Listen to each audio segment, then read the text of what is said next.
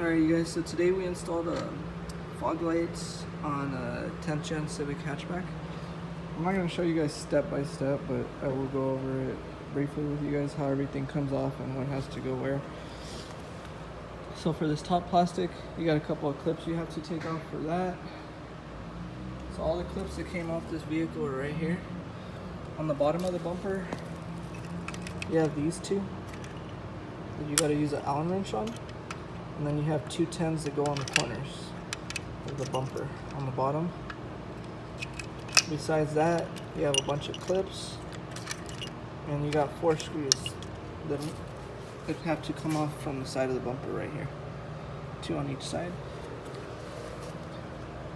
Besides that, the rest of these clips came off from the top plastic, from these, and the rest came from here and from there.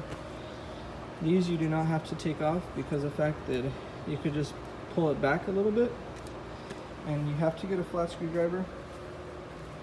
You put the flat screwdriver from that gap that I just showed you when you pull the plastic back a little bit, and you put pressure down on here. Don't push a lot of pressure and try and break this little clip. All you got to do is slightly apply pressure on here, and the top part of the grill will pop off one part first and the other part, and just pull it forward a little bit. You're going to do that on both sides. These vehicles come pre-ran, so the pre-ran cable is down there, that brown plug. It has brown tape around it. And this is going to plug, in our case, to an LED kit that we're putting on here, but regular it comes with the halogen bulbs. Then you got the wire running right here. You also zip tie this just to make sure it doesn't come off or start sagging or anything. But factory, they do give little clips that latch in. This is a plug for the other side. If you plug it into the LED kit, or if you're putting HID kits or something, if you plug it in one way, it doesn't turn on. Unplug it, flip it around, so the polarities are reversed for power and ground. You have a ground cable in there. So you loosen one of those screws, and you reuse that factory ground cable for the cable you have out here, or I guess if you guys want to use that one, you could use that one too.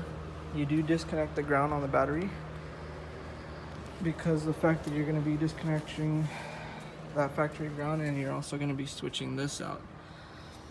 To switch this out, to take this off, you have 3 screws. You have one on the bottom.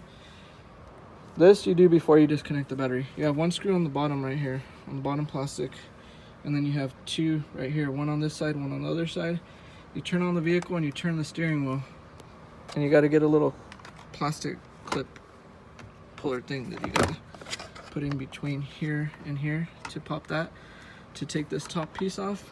Then when you have the steering wheel turned one way, you could reach the screw on this side to take that off. Then you turn the steering wheel the other way, and you're going to do the same thing on this side. This steering wheel has to be slanted this way to get this side, and slanted the other way to get this side. Once you do that, that's the new switch right there. This factory one, once you disconnect the connection from the back, which it has a little pressure release that you push on there when you unplug it. Once you disconnect that, you pop these together. As you can see, they do move. Pop them together, pull it out. The new one's going to slide back in using these little rails right here. Okay, besides that, see that white cable right here? That one plugs there. You have another white cable on these OEM wires. It plugs in right there. They give you this little box, and you have to put the relay obviously on the side that has the cables. This car's not complete yet, but I'm just going over everything briefly before we put everything back together. This green cable was already here. I don't know what they added on this vehicle before, but the one you're gonna plug it into is gonna be that same one, the one with the brown tape and the brown clip. To get it to plug into each other, you just gotta push down on the little tab, and it will click in place. The way the OEM fog lights are wired, once we reconnect the battery, you turn the switch on for your headlights, and then you have this other piece now for your fog lights to turn on. The way that the OEM ones are ran, your parking lights at least have to be on to turn on the fog light. You cannot run with the fog lights only. If you want to do that, you're gonna have to cut those 2 white pins and get add a circuit. So you could add a circuit to your fuse box where you have an ACC power, which means it only gets power once the ignition is on. Don't do it to something consistent because you will drain your battery if you forget the fog lights on. So that's just a quick, well, not super quick, that's like a 5-minute, 6-minute video of how the bumper comes off. It's a lot easier to get this piece of the bumper off, taking off the side markers first, which you apply pressure to the back to pop it out. Twist this counterclockwise. We're upgrading these to LEDs, those aren't stock bulbs, but you twist that counterclockwise to pull that out, and then it just makes it easier to pop this piece off right here. On the bumper right here, if you're applying pressure and you feel like it's not coming off, you can get something like that.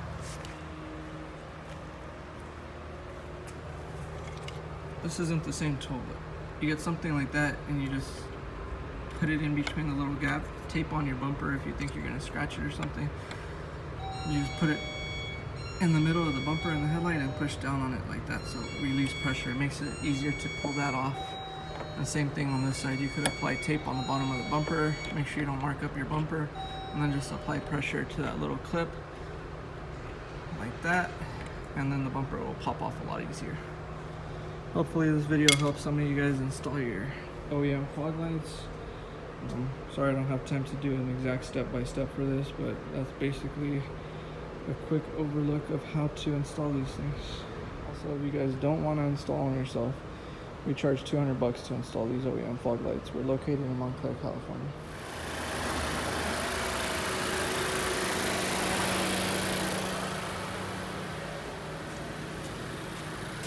Before you put everything back in, you gotta put 2 screws right here, one on the bottom, clip this back in, but I always like to check everything before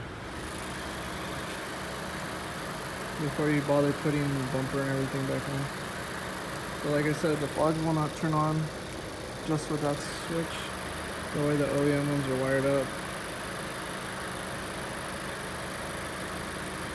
You have to at least have your parking lights on. Well, actually your headlights on this one.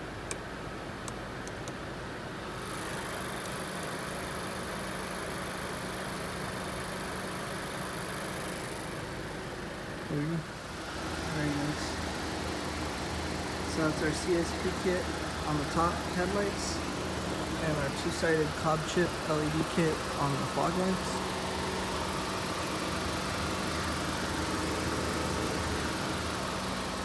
Like I said, for the headlights, just because they're projectors, you want to use the CSP kits or lumen lid kits. Give you a much better light output versus the cob kits, which are going to be very bright, but on open headlights or open fogs like these don't have any type of projector lens or anything limiting the light output like this one does. I'll put the links below for the items we used on here.